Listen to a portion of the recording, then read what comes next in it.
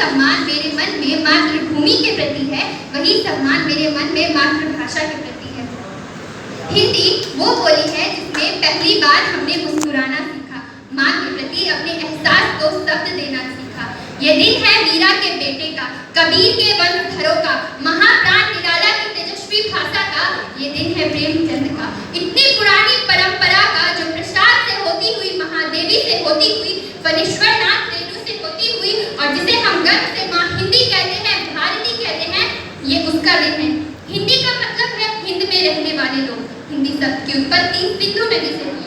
आज के ईरान यानी प्राचीन काल के फारस से आए हुए लोग सौ को हो बोलते थे। उन्होंने सिंधु को हिंदू कहकर पुकारा। हिंदू से बनी हिंद और हिंद से बनी हिंदी। हिंदी हमारी मातृभाषा है, और अगर दूसरे शब्दों में कहा जाए तो भारत के लोगों के लिए एक माँ की तरह है। जिस प्रकार एक बच्चा अपनी माँ से लिपटा रहता है, उसी प्रकार लोग बचपन में अपनी मातृभाषा से लिपटे रहते हैं। और जो भावनाएं आपकी मातृभाषा में उभर कर आती है, वो किसी और भाषा में नहीं आती। लेकिन फिर जैसे ही एक बच्चा बड़ा होता है तो वो अपनी माँ को भूल जाता है। ठीक उसी प्रकार आज हम अपनी मातृभाषा को भूल गए हैं।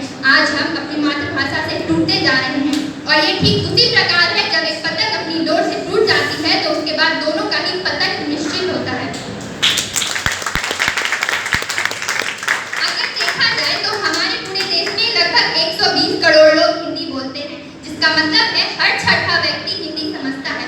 और अगर 2011 की जनगणना के हिसाब से देखा जाए तो पूरे देश में 57.1% भारतीय जनसंख्या हिंदी समझती है, जिसमें से 43.63% भारतीयों ने हिंदी को अपनी मूल भाषा के रूप में घोषित किया था। मैं आप सबसे एक बात कहना चाहूंगी कि जो लोग कहते हैं हिंदी तो बड़ी छोटी चीज है, हिंदी से क्या ही होगा, क्यों बोलते हो, तो उनके लिए मैं कुमार विश्वास की एक पंक्ति कहना चाहूंगी कि जिसे सुनकर कभी तुमने कहा था मान हो जाओ, जिसे सुनकर कभी तुमने कहा था मान हो जाओ, वो तुम सारा जमाना गा रहा है, तुमको सूचित हो। इस पंक्ति को हम इस बात से समझ सकते हैं कि हिंदी न केवल भारत में बल्कि अन्य देशों में भी बोली जाती है।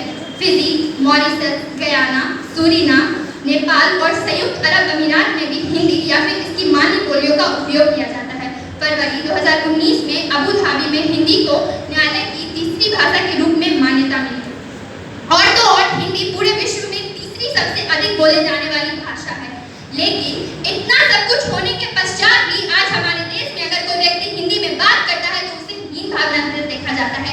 आज भी एक माता पिता यही दिखाना चाहते हैं कि किस प्रकार उसका बच्चा अंग्रेजी में बोलता है, अंग्रेजी स्कूल में पढ़ता है।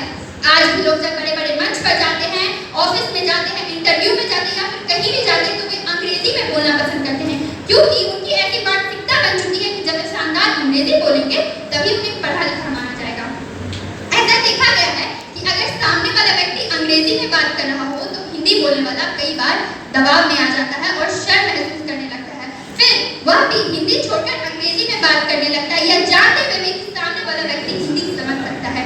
हिंदी भाषा के प्रति इसी की भावना के कारण मशहूर व्यंग्यकार हरिशंकर परसाई ने कहा था कि हिंदी दिवस के दिन एक हिंदी बोलने वाला दूसरे हिंदी बोलने वाले से कहता है कि हिंदी में बोलना चाहिए। हमारे हिंदुस्तान में हिंदी को हिंदी दिवस की जरूरत पड़ती है, इससे बड़ी विडंबना और क्या हो सकती है। हम कभी अंग्रेजी दिवस को नहीं मनाते। कोई व्यक्ति हिंदी को आसानी से छोटा तो कह देता है, लेकिन वह यह नहीं जानता कि उसने हिंदी से जुड़ी संस्कृति, साहित्य, इतिहास और हिंदी बोलने वाले इतिहास पुरुषों को भी छोटा कहा है। कोई एक व्यक्ति अगर हिंदी पर कीचड़ उछालता है तो वह यह नहीं जानता कि उसका उछाला हुआ नीच वाटों का कीचड़ किन महान विभूतियों की कृत को मैला करता है। भारतेंदु, धनानंद, हरिशंकर परसाई, सूर्यकांत त्रिपाठी निराला, अज्ञेय, प्रेमचंद, कबीर, इन सब पर भी उसके छींटे पड़ते हैं। चलिए अब मैं आप सबको आर्थिक उत्साह पीछे ले सकती हूँ। बात करते हैं 1947 की। उस समय हमें आजादी मिली, किंतु शारीरिक रूप से, वैचारिक रूप से आज भी हम गुलाम हैं। उस समय हमारे देश से अंग्रेज तो चले गए, लेकिन अंग्रेजी यहीं छोड़ गए। हमारे देश में यह कहना बड़ा फैशनेबल हो गया है कि अरे मेरी तो हिंदी थोड़ी कमजोर है, लेकिन कोई ये नहीं कहेगा कि मेरी अंग्रेजी कमजोर है। हमारे देश की तो व्यवस्था भी इतनी खराब है कि पैसा हिंदी भाषी के खून पसीने की कमाई का टैक्स करेंगे, लेकिन न्याय अंग्रेजी में देंगे। न्याय भी हिंदी में देना चाहिए। वादी को हिंदी आती है, प्रतिवादी को हिंदी आती है, जज को भी हिंदी आनी चाहिए। न्याय व्यवस्था में, संसद में, प्रशासन व्यवस्था में